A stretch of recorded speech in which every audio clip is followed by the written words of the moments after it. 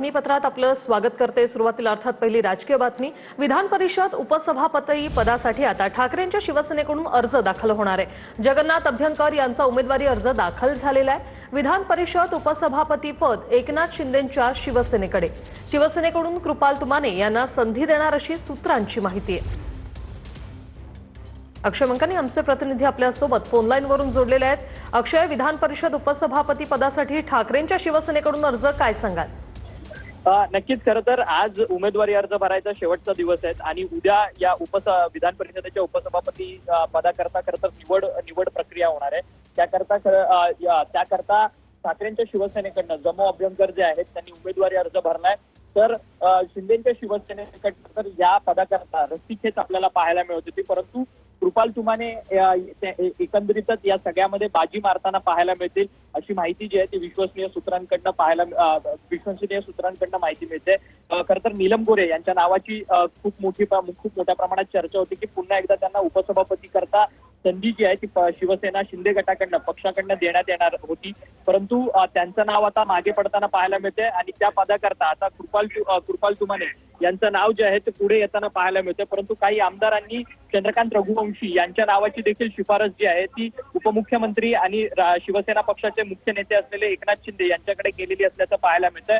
परंतु अधिकृतपणे शिवसेनेकडनं या सगळ्या उपसभापती पदाकरच्या निवडणुकीकरता कोणाचं नाव समोर येणार आहे हे अधिकृतरित्या पाहणं महत्वाचं ठरणार आहे। परंतु कृपाल तुमाने यांना संधी जी आहे ती मिळण्याची दाट शक्यता वर्तवण्यात येते। धन्यवाद अक्षय, तुम्ही दिलेल्या या माहितीसाठी।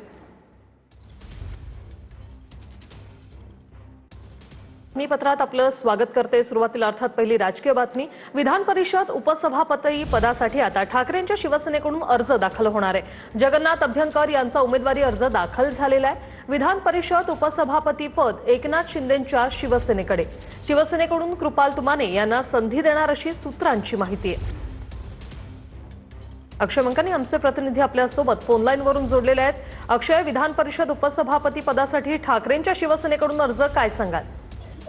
नक्कीच खरं तर आज उमेदवारी अर्ज भरायचा शेवटचा दिवस आहे आणि उद्या या विधान परिषदेच्या उपसभापती पदाकरता खरं तर निवड प्रक्रिया होणार आहे।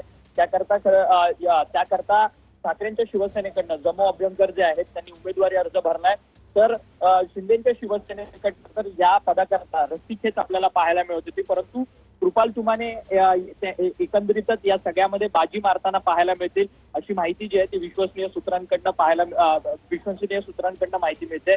खरं तर नीलम गोरे यांच्या नावाची खूप मोठ्या प्रमाणात चर्चा होती की पुन्हा एकदा त्यांना उपसभापती करता संधी जी आहे ती शिवसेना शिंदे गटाकडनं पक्षाकडनं देण्यात येणार होती, परंतु त्यांचं नाव आता मागे पडताना पाहायला मिळते आणि त्या पदाकरता आता कृपाल तुमाने यांचं नाव जे आहे ते पुढे येताना पाहायला मिळते। परंतु काही आमदारांनी चंद्रकांत रघुवंशी यांच्या नावाची देखील शिफारस जी आहे ती उपमुख्यमंत्री आणि शिवसेना पक्षाचे मुख्य नेते असलेले एकनाथ शिंदे यांच्याकडे केलेली असल्याचं पाहायला मिळतंय।